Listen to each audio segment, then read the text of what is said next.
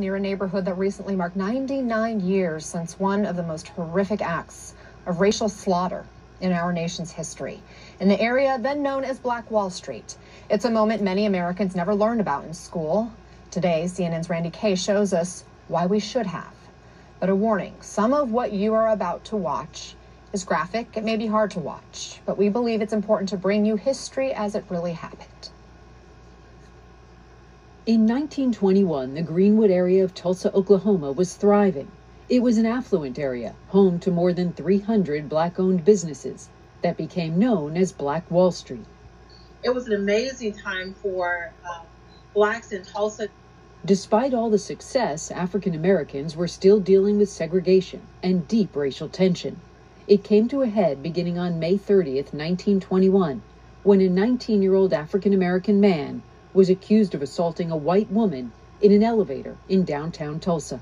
The elevator doors closed, and a few moments later, there's a scream. The elevator doors open, and Dick Rowland runs. The woman never pressed charges, but Dick Rowland was still arrested. By the end of the day, many whites were claiming that she had been raped in the Drexel building. By the next day, May 31st, 1921, a white mob had gathered outside the courthouse where Rowland was being held, promising a lynching. Lynchings were all too common in Tulsa. A group of African American men went to confront the white mob at the courthouse. There was a struggle between the black and white armed mobs, and shots were fired.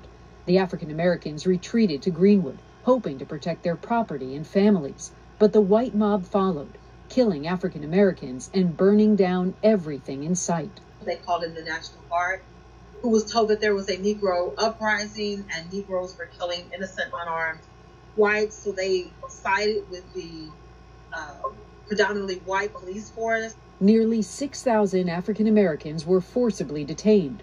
While they were held, the white mob stole their valuables and burned their homes to the ground. George Monroe was just 5 years old when the massacre happened. The thing that I remember more than any other thing is when my mother looked out the front door and saw 4 men with torches coming down our sidewalk into our house. This woman's grandmother lived through it too. It was really murder. It was a massacre. My grandmother was awakened at night and just told to run. Just get up and run. And they ran. She was only 9. They ran for days. By the time it was over, at least 300 African Americans were dead. Many were buried in mass graves or piled on dump trucks and dumped in the Arkansas River, according to the Greenwood Cultural Center. 35 square blocks of property were destroyed too, leaving most black families with only the clothes on their backs. This was about racism. This was about envy. They saw that blacks were, many of them were very wealthy, and they were simply envious. They would make comments such as, how dare those Negroes have a grand piano in their home and I don't have one in mine.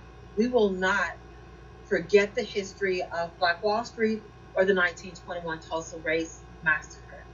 Randy Kay, CNN, West Palm Beach, Florida. And now we are just a couple of hours away from the start of President Trump's